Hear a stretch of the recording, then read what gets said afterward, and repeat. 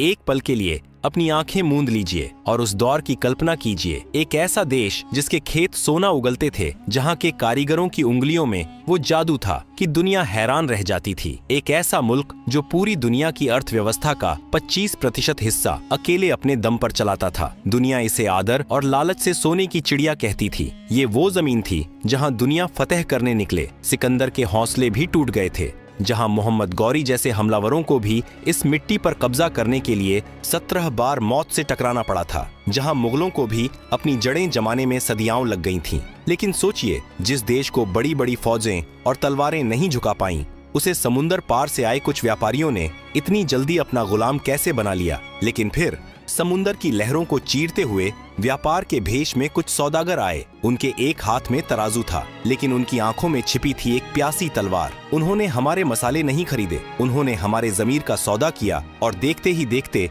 वो सोने की चिड़िया लोहे की मोटी जंजीरों में जकड़ दी गई। आज हम इतिहास के उस बंद दरवाजे को खोलने जा रहे हैं जिसे किताबों में ब्रिटिश राज कहा जाता है, लेकिन असल में वह इंसानियत के सीने पर किया गया अब तक का सबसे बड़ा अत्याचार था। यह खौफनाक कहानी शुरू होती है उस काली तारीख से जब भारत की किस्मत पर पहला और सबसे गहरा घाव लगा। तारीख थी 23 जून 1757। जगह प्लासी का मैदान। बंगाल का नवाब सिराज उद दौला अपनी विशाल सेना के साथ सीना तान कर खड़ा था। उसके सामने थी ईस्ट इंडिया कंपनी की मुट्ठी भर फौज, जिसका नेतृत्व कर रहा था एक ऐसा आदमी जिसे नफरत और लालच का दूसरा नाम कहा जाए तो गलत नहीं होगा। Robert Clive. कागजों पर यह एक युद्ध होना था, लेकिन उस दिन मैदान ए जंग में जो हुआ वह युद्ध नहीं, वह धोखा था। एक ऐसी गद्दारी जिसने आने वाले 200 सालों तक हिंदुस्तानियों का खून चूसने का लाइसेंस अंग्रेजों को थमा दिया। नवाब की सेना का सेनापति मीर जाफर अपनी हजारों की फौज लेकर युद्ध के मैदान में खड़ा रहा, चुप खामोश, बिल्कुल एक पत्थर की मूर्ति की तरह। उसकी तलवार म्यान के अंदर ही सोती रही,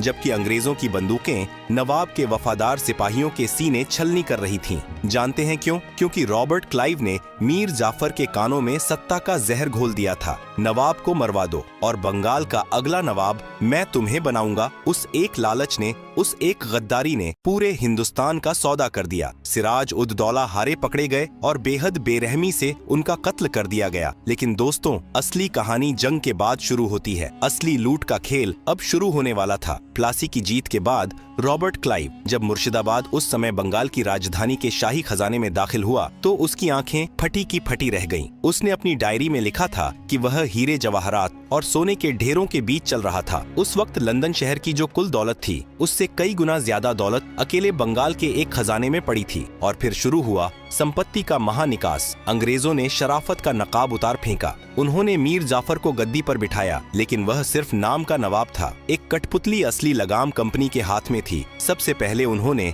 बंगाल के खजाने से 100 बड़ी नावें भरकर सोना और चांदी कलकत्ता भेजा। जरा उस मंजर के बारे में सोचिए। गंगा नदी में 100 कश्तियां, जो हिंदुस्तानी किसानों और मजदूरों की पीढ़ियों की कमाई थी, वो हमेशा हमेशा के लिए हमारी जमीन से बहकर जा रही थी। अकेले रॉबर्ट क्लाइव ने उस जमाने में लाखों पाउंड अपनी निजी जेब में भरे, जो आज के हिसाब से अरबों रुपए होते हैं। लेकिन यह तो बस शुरुआत थी। असली अत्याचार, असली नर्क तब शुरू हुआ जब 1765 में अंग्रेजों ने मुगल बादशाह से दीवानी अधिकार छीन लिए। इसका मतलब समझते हैं आप? इसका मतलब था बंगाल, बिहार और ओडिशा के करोड़ों किसानों से लगान या टैक्स वसूलने का पूरा कानूनी अधिकार अब ईस्ट इंडिया कंपनी का था। एक व्यापारिक कंपनी अब सरकार बन चुकी थी। पहले जब कोई राजा टैक्स लेता था तो बदले में प्रजा की सुरक्षा करता था, सड़कें बनवाता था और अकाल पड़ने पर अपने गोदाम खोल देता था। लेकिन अंग्रेजों का मकसद शासन करना नहीं था, उनका मकसद था निचोड़ना। उन्होंने टैक्स को इतना बढ़ा दिया कि किसान की कमर टूट गई। अगर फसल अच्छी हो तो टैक्स दो, अगर सूखा पड़े तो भी टैक्स दो, अगर बाढ़ आ जाए और सब कुछ बह जाए तो अपनी जमीन बेचकर, अपने गहने गिरवी रखकर टैक्स दो। अंग्रेज अफसर, जिन्हें उस वक्त नवाब्स कहा जाता था, वो गांव गांव घूमते। जो किसान लगान नहीं दे पाता उसे कोड़ों से पीटा जाता, चिलचिलाती धूप में घंटों खड़ा रखा जाता और यहाँ तक कि उसके बच्चों को गुलामी के लिए बेच दिया जाता। जहाँ पहले किसान अपनी फसल का 10% हिस्सा राजा को देता था, अब अंग्रेज 50% से ज्यादा छीन रहे थे। पैसा गंगा के किनारे से निचोड़ा जाता और टेम्स नदी लंदन के किनारे निचोड़ दिया जाता। बंगाल, जिसे कभी जन्नत ए निशान राष्ट्रों का स्वर्ग कहा जाता था, अब एक कब्रिस्तान में बदलने लगा था। खेत सूख रहे थे, चेहरे मुरझा रहे थे, लेकिन कंपनी की तिजोरी का पेट नहीं भर रहा था। लेकिन दोस्तों, अत्याचार की हद तो तब पार हुई जब कुदरत ने भी हिंदुस्तान से मुंह मोड़ लिया और अंग्रेजों ने इंसानियत का गला घोंट दिया। मैं बात कर रहा हूँ 1770 के उस खौफनाक मंजर की जब जिंदा लोग मुर्दों का मांस खाने पर मजबूर हो गए थे। दुनिया का सबसे बड़ा मानव निर्मित अकाल हिंदुस्तान के दरवाजे पर दस्तक देने वाला था। एक ऐसा दौर आने वाला था जहाँ माएं अपने बच्चों को नदी में बहा देंगी क्योंकि उनके पास खिलाने को एक दाना नहीं होगा। और उस वक्त, उस दर्दनाक वक्त में जब लोग तड़प रहे थे, अंग्रेज अफसर क्या कर रहे थे? वो अपनी शराब के जाम टकरा रहे थे और लगान की दरें और बढ़ा रहे थे। आखिर क्या हुआ था? 1770 में कैसे 1 करोड़ लोग भूख से तड़प कर मर गए और ईस्ट इंडिया कंपनी ने इसे मुनाफे में बदल दिया? यह जानने के लिए दिल थाम कर बैठिए, क्योंकि आगे हम उस अंधेरे को देखेंगे जिसे इतिहास कभी भुला नहीं पाया। साल 1769 आसमान से आग बरस रही थी। धरती का सीना प्यास से फट चुका था। बंगाल के किसान आसमान की ओर टकटकी लगाए देख रहे थे कि शायद एक बूंद बारिश गिर जाए। कुदरत ने पानी रोक लिया था। लेकिन दोस्तों, इतिहास गवाह है कि अकाल सिर्फ सूखे से नहीं आता। अकाल तब आता है जब शासक राक्षस बन जाता है। 1770 की शुरुआत होते होते बंगाल में मौत का तांडव शुरू हो चुका था। इसे इतिहास में 76 मनवंतर कहा जाता है। एक ऐसा दौर जिसने हंसते खेलते गांवों को शमशान बना दिया। आप सोच रहे होंगे कि बारिश नहीं हुई तो इसमें अंग्रेजों का क्या कसूर था, और बहुत गहरा था। जिस वक्त खेतों में फसलें सूख रही थीं, ईस्ट इंडिया कंपनी के गोदामों में अनाज सड़ रहा था। लेकिन कंपनी ने वो अनाज अपनी भूखी प्रजा को देने के बजाय उसे ऊंचे दामों पर बेचना शुरू कर दिया। उन्होंने चावल को सोने से भी महंगा कर दिया। अंग्रेजों ने एक नियम बनाया, कोई भी किसान अपने लिए अनाज नहीं बचाएगा, पहले कंपनी का लगान चुकाया जाएगा। सोचिए उस किसान की बेबसी जिसके घर में बूढ़े माँ बाप भूख से तड़प रहे हैं, बच्चे एक मुट्ठी चावल के लिए रो रहे हैं, और अंग्रेज सिपाही उसके घर से वो आखिरी मटका भी छीन कर ले जा रहे हैं जिसमें उसने अगले साल के लिए बीज बचा कर रखे थे। जब अकाल अपने चरम पर था, जब मुर्शिदाबाद और बिहार की सड़कों पर लाशें बिछी थीं, तब ईस्ट इंडिया कंपनी ने क्या किया? क्या उन्होंने मदद के लिए लंगर लगाई? नहीं, उन्होंने उस साल लगान को 10% और बढ़ा दिया। जी हाँ, आपने सही सुना। जहाँ लोग मर रहे थे, वहाँ कंपनी ने अपनी तिजोरियां भरने के लिए मरे हुए लोगों से भी टैक्स वसूलने की कसम खा ली थी। अंग्रेजों का तर्क था, अगर तुम्हारे पड़ोसी मर गए हैं तो उनकी जमीन का लगान अब तुम भरोगे। यह इंसानियत की हत्या नहीं तो और क्या थी? इतिहासकार विलियम हंटर ने अपनी किताब में लिखा है कि वो मंजर इतना खौफनाक था कि जिंदा लोग मुर्दों का मांस खाने पर मजबूर हो गए थे। नदियां लाशों से पट गई थीं। गंगा का पानी लाल नहीं बल्कि सड़ांध से काला पड़ चुका था, क्योंकि लाशों को जलाने के लिए लकड़ियां भी कम पड़ गई थीं। कलकत्ता में कंपनी के अफसर पार्टियां कर रहे थे, वाइन पी रहे थे और लंदन चिट्ठियां लिख रहे थे कि इस साल हमारा मुनाफा पिछले साल से ज्यादा हुआ है। उस एक साल में, सिर्फ एक साल के अंदर बंगाल की 1/3 आबादी साफ हो गई। 1 करोड़ लोगों की मौत का जिम्मेदार कोई वायरस या बीमारी नहीं थी, बल्कि ईस्ट इंडिया कंपनी की लालच थी। यह एक प्राकृतिक आपदा नहीं बल्कि एक मानव निर्मित नरसंहार था। अंग्रेजों ने न सिर्फ हमारा अनाज छीना, बल्कि उन्होंने हमारी खेती करने के तरीके को भी हमेशा के लिए बर्बाद कर दिया। उन्होंने किसानों को मजबूर किया कि वो अपने खेतों में धान या गेहूं न उगाएं, बल्कि वो उगाएं जिससे कंपनी को मुनाफा हो। उन्होंने जबरदस्ती नील और अफीम की खेती करवाई। जरा सोचिए, क्या कोई भूखा इंसान नील खा सकता है? क्या अफीम से किसी का पेट भर सकता है? लेकिन अंग्रेजों को हिंदुस्तानी पेट की नहीं, अपनी जेब की चिंता थी। जिस जमीन पर सदियों से सोना उगता था, वहाँ अब अंग्रेजों ने जहर उगवाना शुरू कर दिया था। 1770 का वो अकाल भारत की रीढ़ की हड्डी तोड़ने का पहला बड़ा हथौड़ा था। बंगाल जो कभी इतना समृद्ध था कि पूरी दुनिया को कपड़ा और अनाज बेचता था, अब खुद भीख मांगने पर मजबूर हो गया था। लेकिन दोस्तों, यह तो सिर्फ कृषि की बर्बादी थी। अंग्रेजों की भूख अभी शांत नहीं हुई थी। अब उनकी नजर थी भारत के उस हुनर पर, उस उद्योग पर जिसके सामने ब्रिटेन की फैक्ट्रियां धूल चाटती थीं। मैं बात कर रहा हूं भारत के कपड़ा उद्योग की। आगे हम देखेंगे एक ऐसा क्रूर सच जिसे सुनकर आपकी रूह कांप जाएगी। कैसे ढाका की मलमल बनाने वाले बुनकरों के अंगूठे काट दिए गए, कैसे अंग्रेजों ने भारत के करघों को तोड़कर उसे लोहे की मशीनों का गुलाम बना दिया। तैयार हो जाइए आगे के भाग के लिए, जहां हम देखेंगे हुनर का कत्ल और उद्योगों की मौत। दोस्तों, एक वक्त था जब रोम की राजकुमारियां हों या मुगल रानियां, सबकी पहली पसंद एक ही थी, ढाका की मलमल। हमारे बंगाल के कारीगरों के हाथों में वो जादू था कि वो हवा को भी गांठ बांध सकते थे। कहा जाता है कि 6 गज लंबी पूरी साड़ी एक छोटी सी अंगूठी के बीच से निकल जाती थी। दुनिया इसे बुनी हुई हवा कहती थी। 18वीं सदी तक दुनिया भर में जितना भी कपड़ा बिकता था, उसका 25% हिस्सा भारत से जाता था। यूरोप के बाजारों में भारतीय कपड़ों की दीवानगी थी। ब्रिटेन के कारखाने बंद होने की कगार पर थे। क्योंकि कोई भी अंग्रेज भारत के रेशम और कॉटन के सामने अपना मोटा और खुरदुरा कपड़ा नहीं पहनना चाहता था। यही बात अंग्रेजों को चुभ गई। उन्हें समझ आ गया था कि जब तक भारत के कारीगर जिंदा हैं, मैनचेस्टर की मिलें कभी मुनाफा नहीं कमा पाएंगी। और फिर उन्होंने वो फैसला लिया जो इतिहास के माथे पर कलंक बन गया। ईस्ट इंडिया कंपनी ने तय किया कि भारत को अब कपड़ा बेचने वाला नहीं बल्कि कपड़ा खरीदने वाला देश बनाया जाएगा। सबसे पहले उन्होंने शुल्क की दीवार खड़ी की। अगर भारत का कोई व्यापारी अपना कपड़ा ब्रिटेन में बेचना चाहता तो उसे 80% तक टैक्स देना पड़ता था। यानी हमारा कपड़ा वहाँ इतना महंगा कर दिया गया कि कोई खरीद ही न सके। लेकिन अगर ब्रिटेन का मशीन से बना कपड़ा भारत आता तो उस पर 0% टैक्स था। इसे उन्होंने नाम दिया मुक्त व्यापार। लेकिन यह सिर्फ अंग्रेजों के लिए मुक्त था, भारतीयों के लिए यह मौत का व्यापार था। लेकिन भारतीय कारीगरों का हुनर इतना पक्का था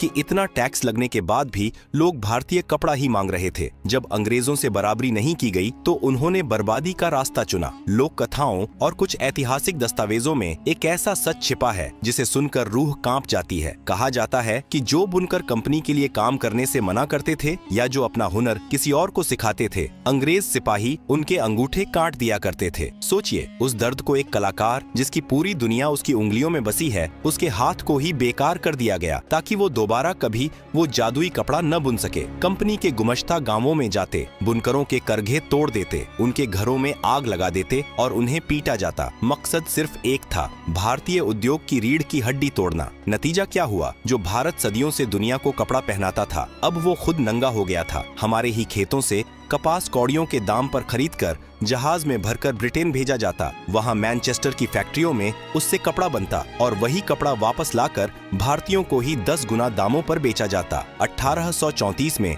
भारत के governor general Lord William Bentinck ने अपनी रिपोर्ट में एक लाइन लिखी थी जो आज भी इतिहास के पन्नों पर आंसू की तरह जमी हुई है। उसने लिखा, भारत के मैदान बुनकरों की हड्डियों से सफेद हो गए हैं। लाखों बुनकर भूख से मर गए। लाखों ने भीख मांगना शुरू कर दिया। ढाका, मुर्शिदाबाद और सूरत जैसे शहर जो कभी व्यापार के केंद्र थे, अब वीरान हो चुके थे। अंग्रेजों ने भारत को सिर्फ लूटा नहीं था, उन्होंने भारत को बेरोजगार और लाचार बना दिया था। उन्होंने एक आत्मनिर्भर देश को एक बाजार बनाकर छोड़ दिया। लेकिन दोस्तों, जुल्म जब हद से बढ़ जाता है तो वो बगावत बन जाता है। किसानों की टूटी कमर, बुनकरों के कटे अंगूठे और अकाल में मरे हुए करोड़ों लोगों की चीखें, ये सब अब बारूद बन चुकी थीं। बस एक चिंगारी की जरूरत थी और वो चिंगारी भड़की। 1857 में क्या थी? वो शैतानी हवा जिसने अंग्रेजों की नींद हराम कर दी और कैसे कंपनी राज खत्म होकर क्राउन का राज आया। लेकिन जुल्म का तरीका नहीं बदला। जलियांवाला बाग से लेकर आजादी की सुबह तक यह खूनी दास्तां कैसे अपने अंजाम तक पहुंची। देखिए, हमारे आखिरी और सबसे धमाकेदार भाग में विद्रोह की आग और आजादी की कीमत 10 मई 1857। यह वो तारीख थी जब भारत के सब्र का बांध आखिरकार टूट गया। बैरकपुर से उठी मंगल पांडे की चिंगारी अब एक ज्वालामुखी बन चुकी थी। मेरठ से लेकर दिल्ली तक और झांसी से लेकर कानपुर तक हर जुबान पर बस एक ही नारा था, अंग्रेजों भारत छोड़ो। किसानों ने अपने हल छोड़ दिए और तलवारें उठा लीं। जिन बुनकरों के हाथ काट दिए गए थे, उन्होंने भी ईंट पत्थर उठा लिए। पहली बार हिंदू और मुसलमान कंधे से कंधा मिलाकर उस सफेद शैतान के खिलाफ खड़े थे। लेकिन दोस्तों, अंग्रेजों ने इस विद्रोह का जवाब जिस बर्बरता से दिया, उसे इतिहास में द डेविल्स विंड कहा जाता है। अंग्रेज जनरलों ने आदेश दिया था, दया मत दिखाओ, हर वो शख्स जो बागी लगे उसे खत्म कर दो। उन्होंने विद्रोह को कुचलने के लिए क्रूरता की सारी हदें पार कर दी। पकड़े गए विद्रोहियों को तोपों के मुंह पर बांध दिया जाता और फिर तोप चला दी जाती। इंसान के शरीर के चिथड़े हवा में बिखर जाते। यह सिर्फ मौत नहीं थी, यह एक संदेश था ताकि आने वाली पीढ़ियां बगावत का नाम न लें। इतिहासकार बताते हैं कि ग्रैंड ट्रंक रोड पर मीलों तक ऐसा कोई पेड़ नहीं बचा था जिस पर किसी हिंदुस्तानी की लाश न लटकी हो। हजारों गांवों को आग लगा दी गई, जिसमें बूढ़े बच्चे और औरतें जिंदा जल गए। 1857 में खून की नदियां बहने के बाद लंदन में बैठी महारानी विक्टोरिया को लगा कि ईस्ट इंडिया कंपनी अब भारत को नहीं संभाल सकती। 1858 में कंपनी का राज खत्म कर दिया गया और भारत की बागडोर सीधे ब्रिटिश ताज के पास आ गई। अंग्रेजों ने कहा, अब हम भारत का भला करेंगे। लेकिन क्या सच में भला हुआ नहीं? लुटेरा बदल गया था, लेकिन लूटने का तरीका वही था, बल्कि अब लूट और व्यवस्थित हो गई थी। अंग्रेजों ने रेलवे बनाई, लेकिन भारतीयों के सफर के लिए नहीं, बल्कि इसलिए ताकि भारत के कोने कोने से अनाज और कच्चा माल जल्दी से जल्दी बंदरगाहों तक पहुंचाया जा सके और ब्रिटेन भेजा जा सके। और फिर आया 20वीं सदी का वो काला दिन, जिसने साबित कर दिया कि अंग्रेजों के दिल में पत्थर धड़कता है। 13 अप्रैल 1919 जलियांवाला बाग, अमृतसर बैसाखी का दिन था। हजारों निहत्थे लोग, जिनमें औरतें और नन्हे बच्चे भी थे, शांति से सभा कर रहे थे। तभी वहां एक अंग्रेज अफसर आया, जनरल डायर। उसने बाग से बाहर निकलने का एकमात्र संकरा रास्ता अपने सैनिकों से बंद करवा दिया। उसने भीड़ को चेतावनी नहीं दी, उसने हटने को नहीं कहा, उसने बस एक शब्द कहा, गोली चलाओ। 10 मिनट तक लगातार 1650 राउंड गोलियां चलीं। जब तक सैनिकों की गोलियां खत्म नहीं हो गईं, वो नहीं रुके। जमीन खून से लाल हो गई थी। लोग जान बचाने के लिए वहां मौजूद कुएं में कूदने लगे। देखते ही देखते वो कुआं लाशों से भर गया। जनरल डायर ने बाद में बेशर्मी से कहा, मैं वहां सिर्फ लोगों को मारने नहीं गया था, मैं पूरे भारत को डराने गया था। लेकिन डायर भूल गया था कि मरे हुए लोगों का खून जिंदा लोगों के पसीने से ज्यादा ताकतवर होता है। जलियांवाला बाग की मिट्टी ने भगत सिंह और ऊधम सिंह जैसे इनकलाबियों को पैदा किया। आखिरकार 200 सालों की गुलामी, 45 ट्रिलियन डॉलर की लूट, करोड़ों अकाल मौतों और अनगिनत बलिदानों के बाद 15 अगस्त 1947 की सुबह आई। अंग्रेज चले गए, लेकिन वो अपने पीछे एक ऐसा देश छोड़ गए जो गरीबी से जूझ रहा था, जिसे उन्होंने टुकड़ों में बांट दिया था। आज जब हम एक आजाद हवा में सांस लेते हैं, तो हमें याद रखना चाहिए कि यह आजादी मुफ्त में नहीं मिली है। इसकी कीमत चुकाई है उन किसानों ने जो भूखे मरे, उन बुनकरों ने जिनके हाथ कटे, और उन वीरों ने जिन्होंने तोपों के सामने सीना तान दिया। उन्होंने हमें लूटा, हमें तोड़ा, हमें मिटाने की कोशिश की, लेकिन हम फिर खड़े हुए, क्योंकि वो हमारी दौलत ले जा सकते थे। हमारा हौसला नहीं, सोने की चिड़िया फिर से उड़ान भर रही है। और यह